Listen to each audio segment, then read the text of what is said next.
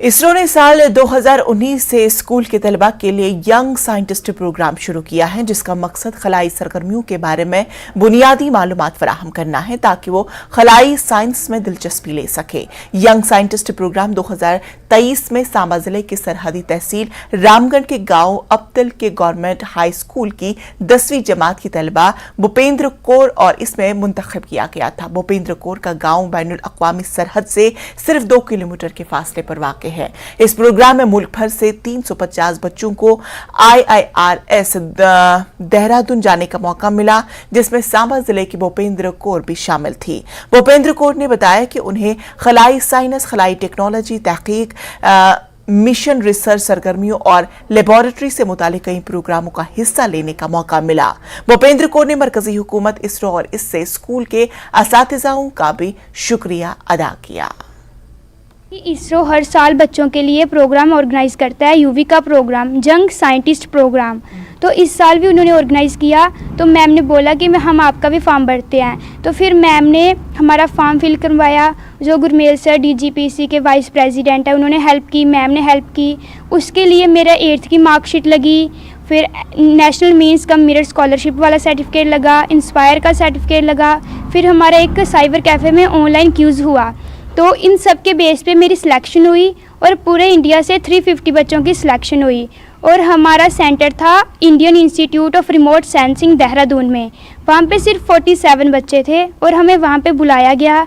फिर वहाँ पे 2 हफ्ते का कोर्स था, हम वहाँ पे गए, उन्होंने हमें स्पेस के बारे में पढ़ाया। क्या क्या कुछ पढ़ा आपने वहाँ से? वहाँ पे उन्होंने बताया कि रॉकेट्स कैसे बनते हैं, लॉन्च कैसे होते हैं, फिर नेविगेशन सैटेलाइट्स क्या होती हैं, सारा कुछ बताया।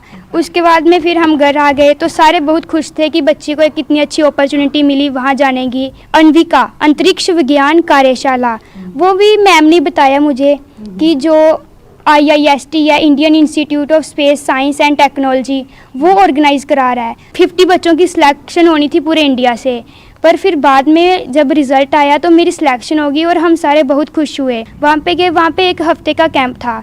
तो फिर हमारा वहाँ पे कैंप लगा, हमें उन्होंने पढ़ाया मतलब स्पेस के बारे में। वहाँ पे मतलब बहुत सारी लैब्स थी, वो दिखाई, पढ़ाया। वहाँ पे मतलब रॉकेट वगैरह जो बनते हैं, उनके लॉन्च पैड वगैरह, वहाँ पे सारा कुछ तो वो बताया। मतलब हमें तो इतना पता भी नहीं है, बॉर्डर एरिया में किसी को नहीं पता होगा कि इसरो कुछ कोई चीज़ होती है इसरो, पर उन्होंने हमारी इतनी हेल्प की और हमें इतनी दूर पहुँचाया। मैं उनका थैंक यू करना चाहती हूँ और मैं इसरो की पूरी टीम का थैंक यू करना चाहती हूँ और गवर्नमेंट का थैंक यू करना चाहती हूँ कि जो कि बच्चों के लिए इतने अच्छे प्रोग्राम ऑर्गेनाइज करता है। और गुरमेल सिंह है जो हमारी बच्ची का साथ दिया है, और टीचर हैं जो भूपिंदर की, उसने बहुत साथ दिया हमारा।